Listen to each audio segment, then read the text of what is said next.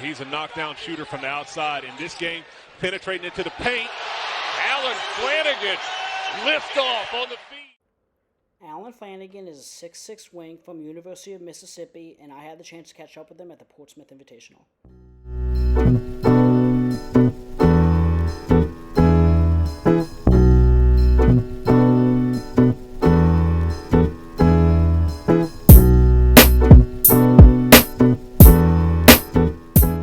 After participating in the Portsmouth Invitational, Alan Flanigan got an invite to the G League Elite Camp as a participant.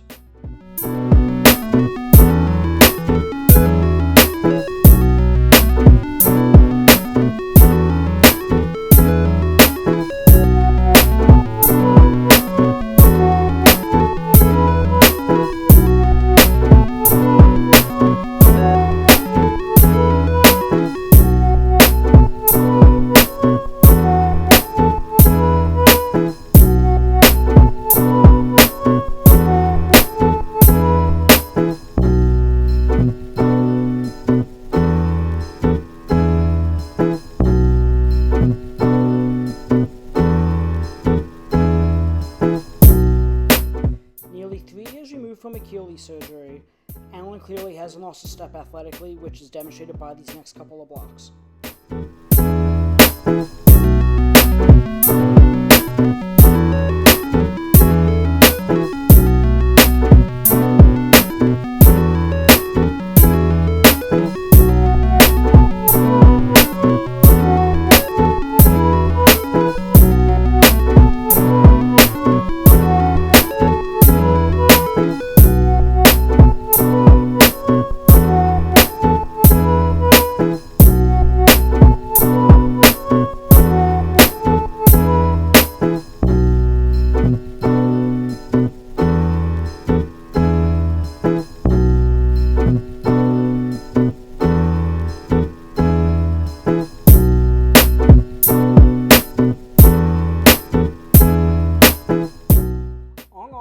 Flanigan excels in transition.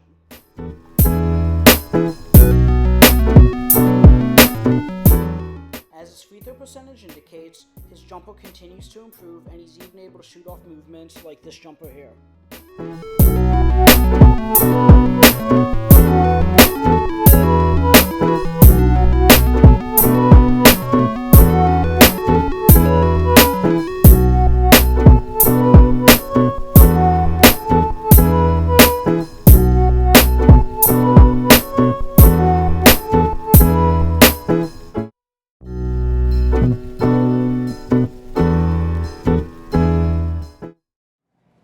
And I am here in Portsmouth, Virginia for the 70th annual Portsmouth Invitational. I'm here with Ole Miss wing, Alan Flanigan.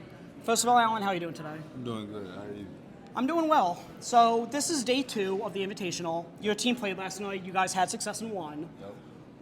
What do you feel like? One, you showed NBA scouts that are here to watch you. What do you think you showed them? And what do you further want to prove to them during the rest of the Invitational? I think I showed that I'm fully healthy. I showed my explosiveness, my ability to be able to run and guard and defend and rebound the ball last night. Didn't shoot the ball like I wanted to, but I mean, that's what the next game is for. You get another day to go out there and show what you can do, what you're capable of. Okay. So before we get into more of the basketball, let's get to know Alan Flanigan, the person. Yep. What's your major? My major Yes. was interdisciplinary studies with a minor in business, adult education, and leadership. Okay. So follow up on that. If you didn't, if basketball wasn't, what you're pursuing as a career, what would you want to do? I think probably owning like a business or something. I kind of want to open up a shoe store or Okay. something like that, like how they have Flight Club. Okay. So open up like a big sneaker store that's actually available for everybody, and the prices are not jacked up to where I'm overpricing kicks for course. because they came out later and stuff. So kind of try to give everybody like a fair price to be around. So you're like a modern day Stephon Marbury with Yep. the Starberry concept that he had years ago. Yep. Okay. So I had the opportunity earlier this year for my college basketball pod to interview your father. Yep. Your father obviously was your coach, or one of the assistant coaches at Auburn under Bruce Pearl, where you played, and then you transferred to Ole Miss when he took the job under Coach Beard. Yep. What was that? First of all, what was that like growing up, not only with your dad as a coach, but your grandfather, Al? He told my co-host John and I that your grandfather was sort of his coaching inspiration. Yep. So what is that like coming from like a lineage of coaches? No, coming from a basketball family is great to me. Okay. You know, being around basketball all my life is something I love to do. It's, you know, my number one dream in life is make it to the NBA. So just being around my grandfather, my dad's brothers and stuff, you know, everybody's basketball acquainted. So just taking things from both of them as I play for my grandfather and my dad. So just taking, you know, getting as much knowledge as I can about the game and learning from my grandfather before I ventured on to college and Would you play? for my dad. Would you play for your grandfather? And was that in high school? Or? Yes, I played with my grandfather in high school at Parkview High School. He's actually, I think he's going to the Hall of Fame this weekend. Okay, awesome. Congratulations. Yep. So, in high school, I read a story that I think it was your sophomore year that you were diagnosed with some type of knee condition. Yep. And you were basically immobilized for 6 months. Yep. But during that 6 months, you also had a major growth spurt. Yep. First of all, what was it like, you know, overcoming the knee injury as, you know, you're immobilized for 6 months and, you know, kind of build up the strength? But also, what was it like, you know, kind of taking your skills as a guard and now all of a sudden you have you're much taller, have a bigger body. What was it like using those skills and turning more from into a guard into a wing? Yep. For me, it kind of benefited me because, you know, being a point guard all my life and then hitting that major growth spurt.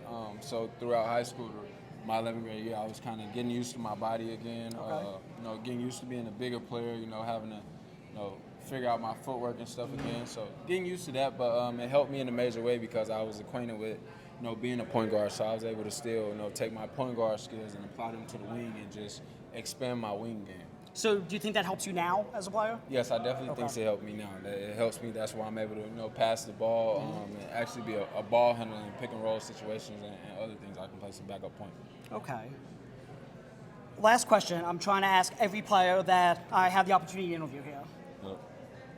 You're playing a game of basketball by yourself against 10-year-olds. Yep. How many 10-year-olds would it take to beat you in that game? 10-year-olds, I'd say probably about 100 for real. 100. Okay. Yeah, they probably very different answer. They probably have to cover the whole court. Okay. You There you go. And it's because your point guard skills at 6'5". Yep. There you go.